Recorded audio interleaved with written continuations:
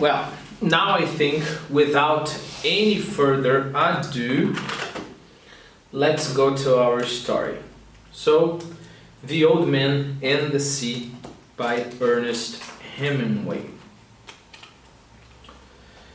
He was an old man who fished alone in a skiff in the Gulf Stream, and he had gone 84 days now without taking a fish. People, a suggestion when it comes to vocabulary, okay? And the vocabulary in the book. When you're reading a sentence, try to understand the sentence and don't worry about vocabulary at that moment. Then you check vocabulary when you're reading by yourself, for example. And then you check vocabulary and then you read the sentence again. Of course, guys, I'm talking about this kind of reading, right? Maybe you want to read just to have fun. That's okay. That's okay. You just look up for words that are extremely important, right? But if you want to internalize all of the words. Okay, let's go back. He was an old man who fished alone in a skiff in the Gulf Stream, and he had gone 84 days now without taking a fish.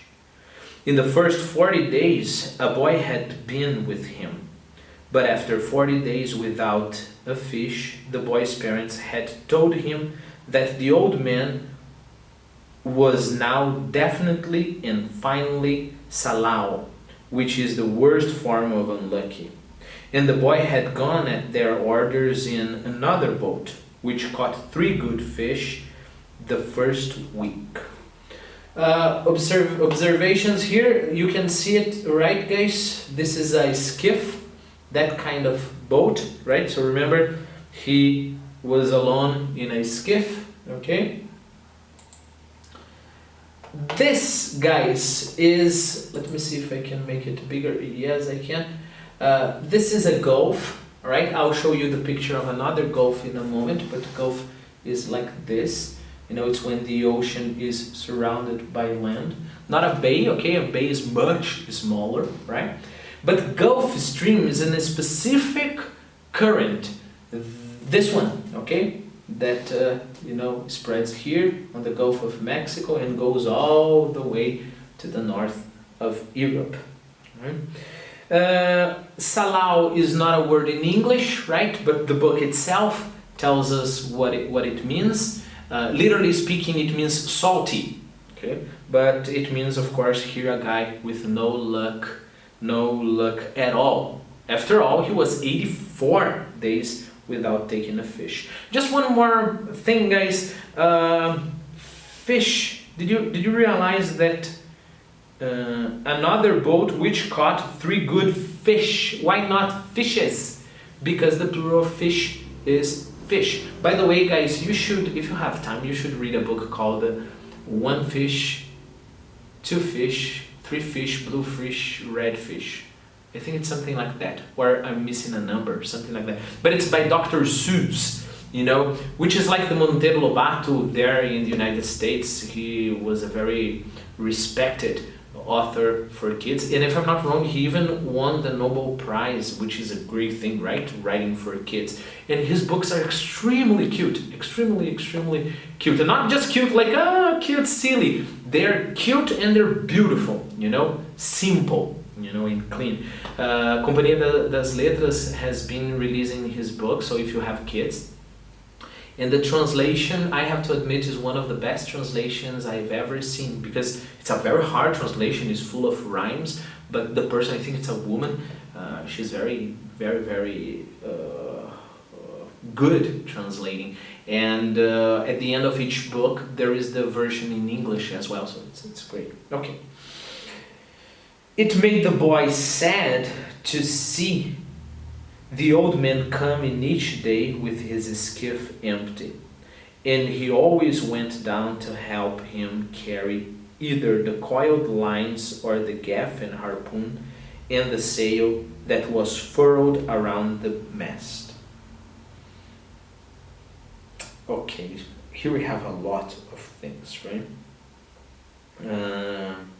To come and see, he went down to help him carry either the... Okay, so let's go by parts. First vocabulary, and then we're going to read again this thing here, right? I think it's important. Okay, so first, this is another gulf, right? An arm of a sea or ocean partly enclosed by land. This is Gulf, not Gulf of Mexico, of course. Okay, here people, I know it looks like poop, but it's clay, right? This guy is making, I don't know, maybe pottery, and he got this line of clay and he coiled the clay, just as a snake would be coiled, sleeping, okay? Here we have, this is the tool the old man has, right? That is the gaff, okay? Basically, it's a hook. We have here a definition, right? A pole with a large hook on one end, right? And here we have the harpoon, okay? This is the harpoon. People, it will be important in a moment here, the shaft, okay? The shaft of the harpoon is this part here, okay? It's the part you hold, like the shaft of a spear, right? A spear used to like kill a person, like you can throw it, and or you can, get it behind your shield if you are one of the 300s, and then you pierce people with your spear. You hold the shaft, and then there's the tip of the spear that probably is metal, right? So the shaft and the tip of the spear, okay? Now in that case, it is a harpoon, right? Harpoon is this whole thing here. And then we have these guys here, people, they are furling, okay? The sail here, okay? So keep in mind that the mast, I think there will be a picture, but the mast is this pole here, and the sail was furled, meaning that the old man was not sailing, okay? Just one observation. I know what you may be thinking. You may be thinking, I will never finish this book because there are so many words. I don't know if you ever thought about that, guys, but this is quite common in literature, right? The first chapters, depending on the author, the first pages, you have the description. And descriptions, guys, are always more difficult than many other things. Try to do this exercise. Look around your room now, or I don't know if you are in public, and try to describe it. Describe the floor, describe the kind of painting on the wall, describe the furniture with details, and you see how much vocabulary you are going to need, okay? So it's normal that we are going to need a lot of vocabulary here, okay? So continuing here, here we have the mast. Of course, this is the mast of a big ship. It's not the mast of a skiff. Remember, skiff is the word, right? And this is a tire, a bicycle tire, and it is patched, okay? You will remember patch, guys, from patchwork, that you get a lot of pieces of fabric and you put one close to the other and you make, I don't know, a quilt or whatever, right? So this is patched.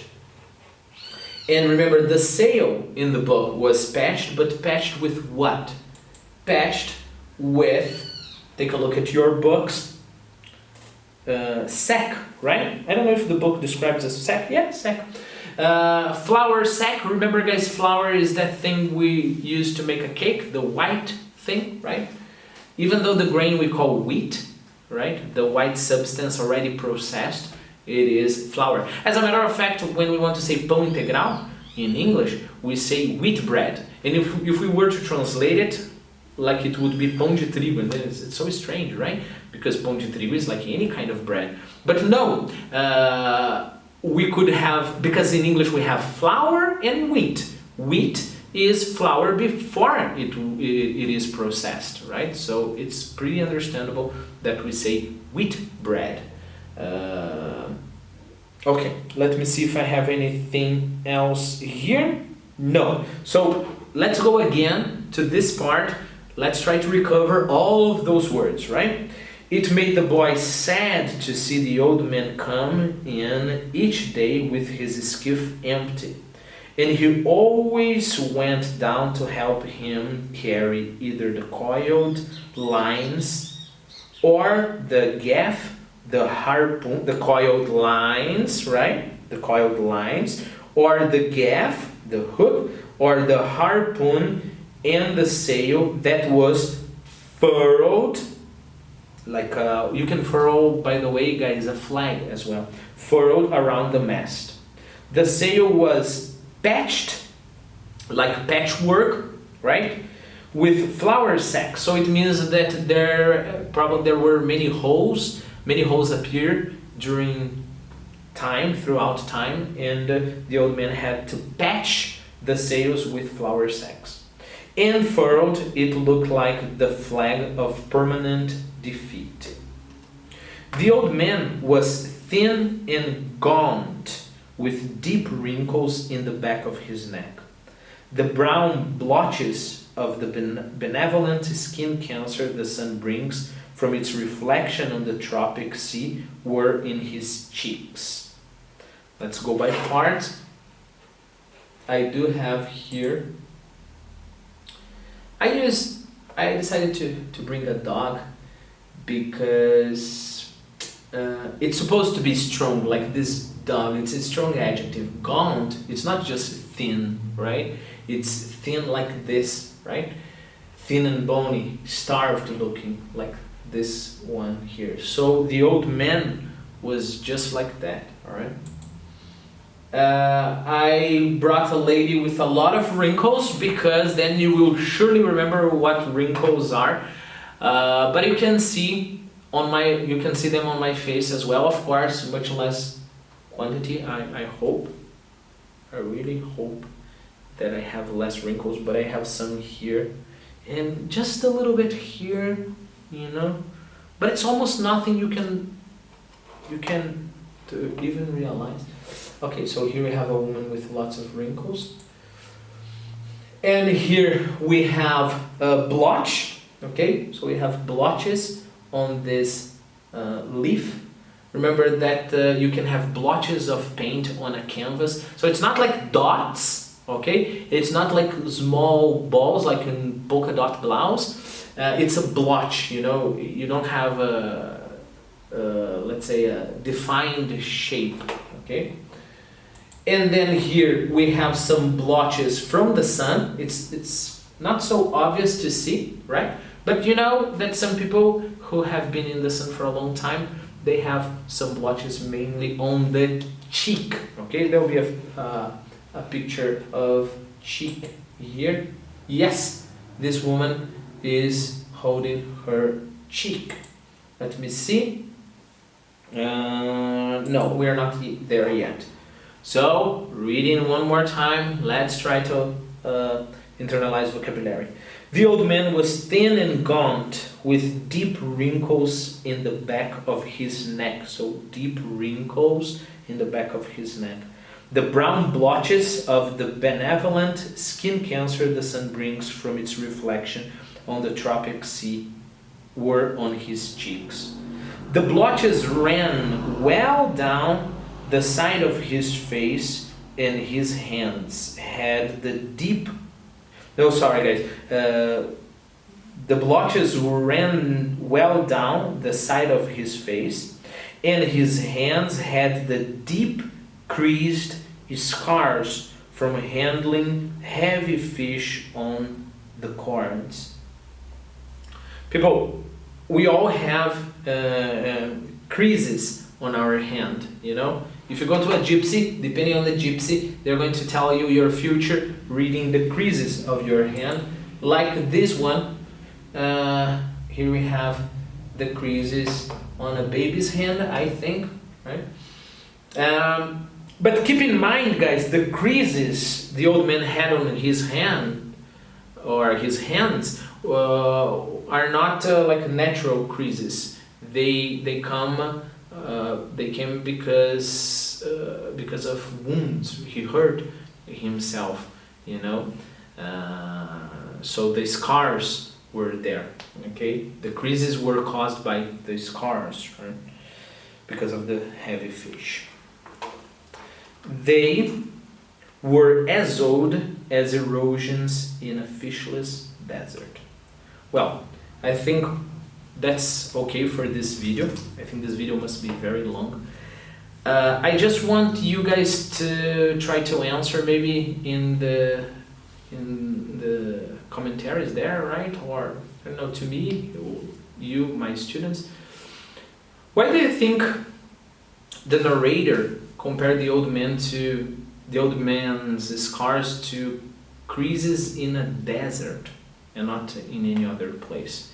And what is your feeling so far regarding the old man? You know, do you feel repulse? What do you feel about the old man? And one more question I would like you to try to answer. What can you say about the structure of sentences? Are the sentences big? Are the sentences small? Are the sentences simple? Right? Regardless vocabulary. I'm talking about structure of the sentences. Okay?